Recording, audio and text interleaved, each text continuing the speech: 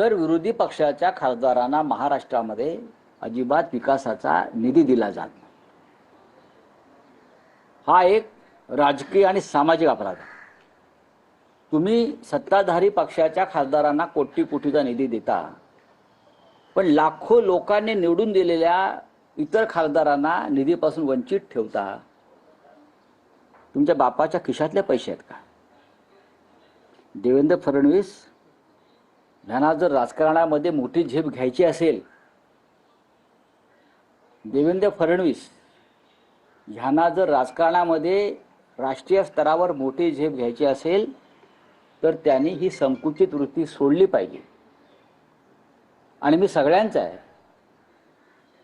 मी लोकशाही मानतो, लोकशाही तत्व मानतो, म्हणून विरोधी पक्षाचे आमदार, विरोधी पक्षाचे खासदार यांना सुद्धा मी समान न्याय देईन, ही भूमिका त्यांनी स्वीकारली पाहिजे। तरच त्यांना मोठी झेप घेता येईल।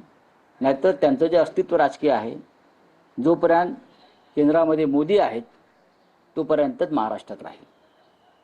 मुंबई महापालिकेच्या ठाकरे गटाच्या नेत्यांना फक्त 25 लाख रुपयाचा निधी देण्यात आला आहे, तर इतर सत्ताधारी पक्षांच्या नेत्यांना जे आहे ते 2 कोटी ते 20 कोटीपर्यंत भरपूर निधी। तोच तर विषय मी सांगतोय ना आता।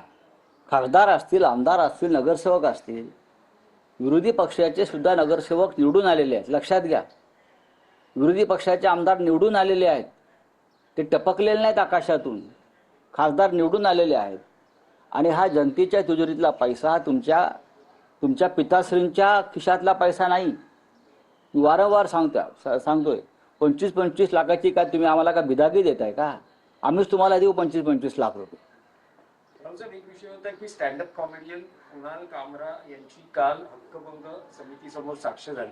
त्यात त्यांनी जे काही गाणं रचलं एकनाथ शिंदेंवर, ना माफी मागितलेली आहे, ना पश्चाताप व्यक्त केलेला आहे। त्यांनी असं म्हटलेलं आहे की तो माझ्या व्यावसायिक कलेचा अधिकार या व्यावसायिक कलेचं स्वातंत्र्य आहे। नक्कीच कुणाल कामरा हे एक स्टँडअप कॉमेडियन आहेत।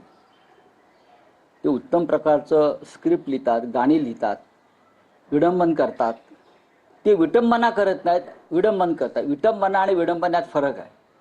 कुणाल कामरा यांनी एका हिंदी गाण्यावरती विडंबन काव्य नव्यानं रचलं, जसं आचार्य रात्रे मराठीमध्ये करायचे, रामदास फुटाणे करतात। त्याच्यामुळे ह्या सगळ्या गोष्टीवरती आता फार तणाव निर्माण करणं आणि विधिमंडळाच्या त्या हक्कभंग समितीचा वेळ आणि खर्च वाया घालवणं योग्य नाही। बोलिए हिंदी में क्या है?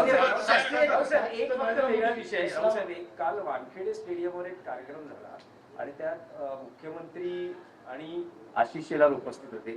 ज्या वानखेडे स्टेडियमवर अनेक क्रिकेटमध्ये पार्टनरशिप रचल्या गेल्या, असा एक संदर्भ देत आशिष शेलारांनी जे एक विधान केलं ते अत्यंत वेगळ्या पद्धतीचे, किंवा आशिष शेलारांच्या मन की बात आहे ते असं म्हणतात की देवेंद्रजी तुमचा पहिला मुख्यमंत्री पदाचा शपथविधी याच वानखेडे स्टेडियमवर पार पडला, त्यामुळे माझ्याशी असलेली तुमची पार्टनरशिप तोडू नका।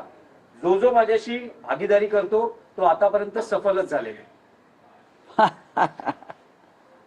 मला माहित नाही या संदर्भात। मी कधी क्रिकेटची मॅच पाहत नाही। मी या क्षणापर्यंत वानखेडे स्टेडियम पाहिलेला नाही, एवढंच मी सांगतो। मी कधी क्रिकेटची मॅच पाहत नाही। मी वानखेडे स्टेडियमवरती अद्याप पाऊल ठेवलं नाही, कोणत्या क्रिकेटच्या मैदानावर गेलेलो नाही। पण